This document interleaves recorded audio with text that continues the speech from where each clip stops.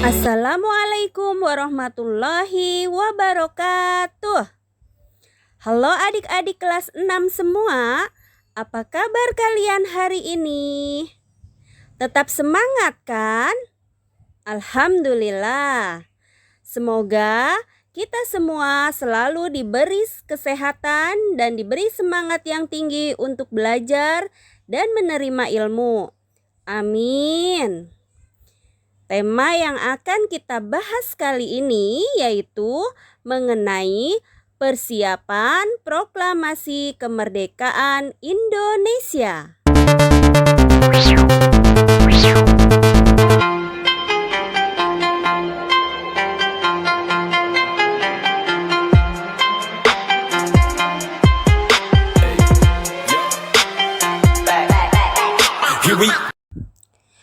Oke adik-adik, sebelum kakak lanjut, kakak mau tanya dulu nih. Kemerdekaan Indonesia itu tanggal berapa sih?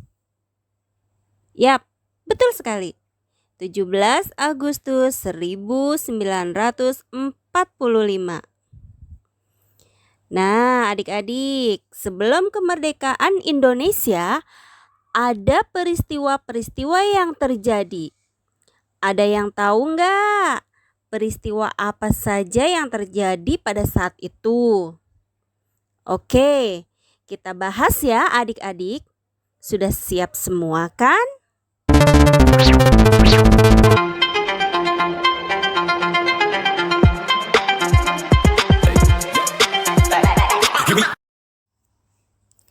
Nah adik-adik, kakak mau cerita sedikit.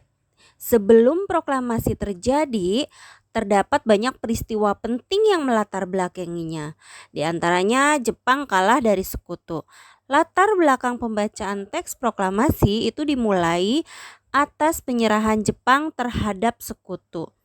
Di mana sebelumnya Jepang pada tahun 1944 telah mengumumkan bahwa Hindia Timur yakni Indonesia diperbolehkan merdeka di kemudian hari. Pengumuman tersebut dilakukan karena tentara Jepang sudah semakin terdesak. Bahkan Kepulauan Saipan juga berhasil direbut dari Jepang. Sehingga selanjutnya pada tahun 1945 dibentuklah BPUPKI, Badan Penyelidik Usaha-Usaha Persiapan Kemerdekaan Indonesia. Dan PPKI, Panitia Persiapan Kemerdekaan Indonesia. Tujuan dari pembentukan dua badan tersebut adalah untuk menarik simpati dari rakyat Indonesia agar mau membantu Jepang melawan sekutu. Namun, saat Perang Pasifik terjadi, Hiroshima dibom pada tanggal 6 Agustus 1945 dan disusul pengeboman Nagasaki tanggal 9 Agustus 1945. Peristiwa tersebut membuat sekitar 14.000 penduduk Jepang menjadi korban dan akhirnya mereka mengaku kalah dari sekutu. Buntut dari peristiwa ini yaitu Jepang berjanji memberikan kemerdekaan pada tanggal 24 Agustus 1945 untuk Indonesia. Tapi ada pro kontra proklamasi pada peristiwa Rengas Dengklok. Sejarah kemerdekaan Indonesia juga mengalami pro kontra menjelang pembacaan proklamasi tersebut. Pro kontra ini terjadi antara golongan muda dan golongan tua, di mana golongan tua merupakan para anggota PPKI, sedangkan seperti Soekarno dan Hatta. Sementara golongan muda diwakili para anggota PETA dan para mahasiswa.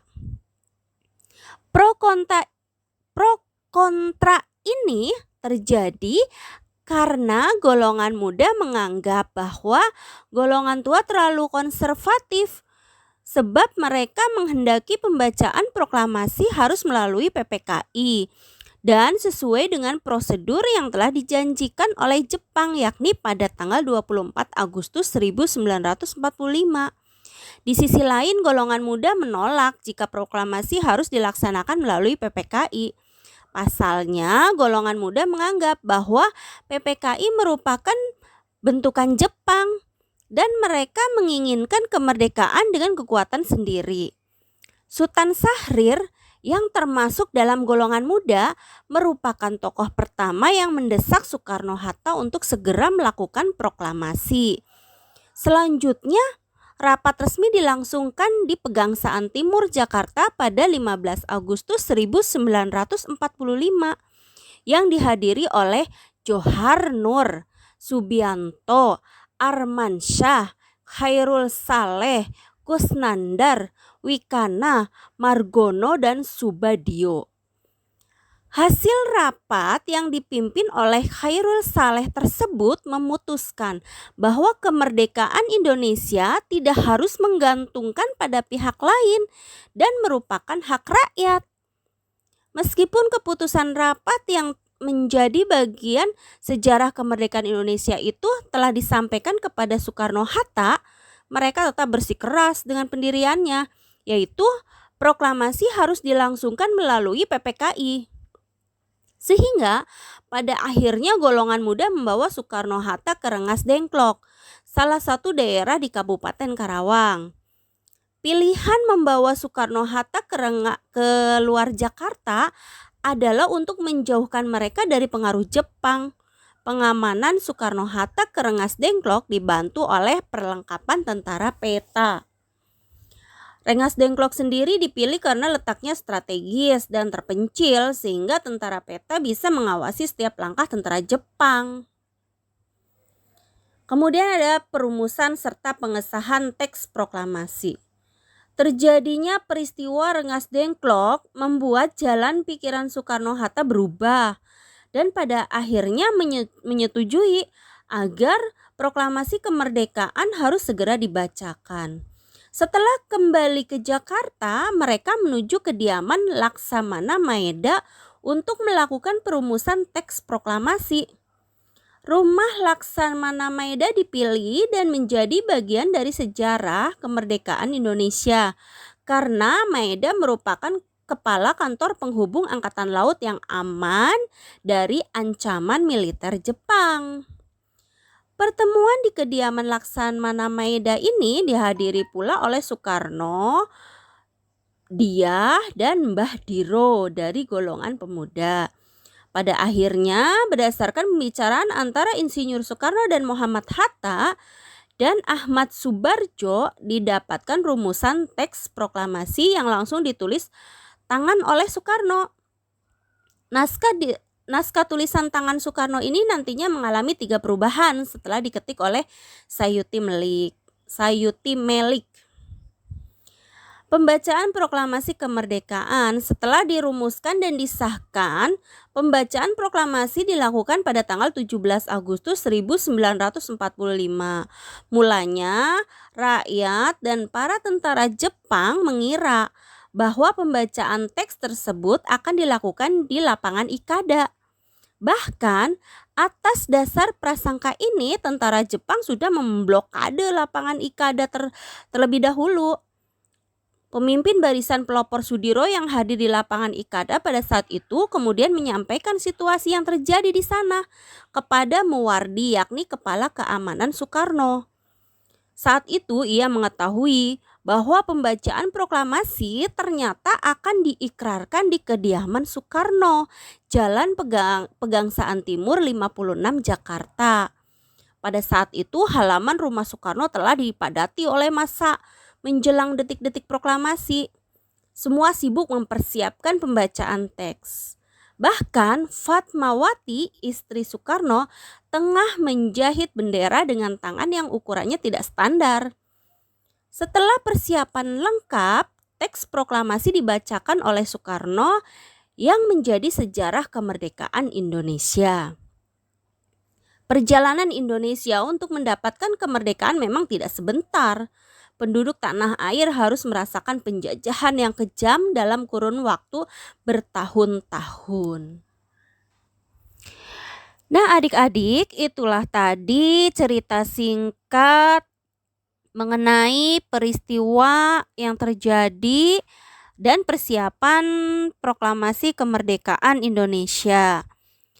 Nah, ini kakak akan menyebutkan secara lebih singkat mengenai runtutan peristiwa tersebut, yaitu tanggal 6 Agustus 1945 dikenal dengan peristiwa bom atom, yaitu kota Hiroshima, Jepang dijatuhi bom atom pertama oleh Amerika Serikat. 7 Agustus 1945 terjadi pembubaran BPUPKI. BPUPKI dibubarkan dan dibentuk PPKI. 9 Agustus 1945 peristiwa bom atom di Nagasaki. Kota Nagasaki, Jepang dijatuhi bom atom kedua oleh Amerika Serikat. Dan di 9 Agustus 1945 juga Jenderal Terauchi memanggil Soekarno dan Muhammad Hatta dan Rajiman Widyodiningrat ke Dalat, Saigon, Vietnam. 12 Agustus 1945 Soekarno, Muhammad Hatta dan Rajiman Widyodiningrat ke Dalat bertemu Marsekal Terauchi yang menegaskan Jepang akan menyerahkan kemerdekaan kepada bangsa Indonesia. Tanggal 14 Agustus 1945 Soekarno, Muhammad Hatta, Rajiman Widyodiningrat kembali ke Indonesia. Sultan Syahrir mendesak Soekarno-Hatta untuk memproklamasikan kemerdekaan Indonesia. Pada tanggal 15 Agustus 1945, Jepang menyerah tanpa syarat ke sekutu dan terjadi kekosongan kekuasaan, vacuum of power di Indonesia. Dan di tanggal 15 Agustus juga golongan muda mendesak Soekarno segera memproklamasikan kemerdekaan paling lambat 6 Agustus 1945. Soekarno menolak karena ingin meminta pendapat para anggota PPKI. 16 Agustus 1945 terjadi peristiwa Rengas Dengklok. Dini hari Soekarno dan Muhammad Hatta diculik oleh golongan muda ke Rengas Dengklok, Karawang, dan dipaksa segera memproklamasikan kemerdekaan Indonesia melalui radio. Di tanggal 16 Agustus juga malamnya Soekarno dan Muhammad Hatta kembali ke Jakarta di rumah Laksamana Maeda Tadashi. Para tokoh nasional berkumpul untuk berunding tentang persiapan proklamasi kemerdekaan RI. Dan di tanggal 16 menjelang 17 malam hingga pagi, Soekarno dan Muhammad Hatta bersama golongan muda dan golongan tua membahas perumusan naskah proklamasi kemerdekaan Indonesia. 17 Agustus 1945, tepatnya pada jam 10 pagi, Soekarno dan Muhammad Hatta membacakan teks proklamasi kemerdekaan Republik Indonesia di Jalan Pegangsaan Timur 56. 18 Agustus 1945, PPKI mengesahkan Undang-Undang Dasar 1945 sebagai dasar negara Indonesia. Nah adik-adik, cukup jelaskan penjelasan dari kakak? Sampai di sini dulu ya adik-adik. Assalamualaikum warahmatullahi wabarakatuh.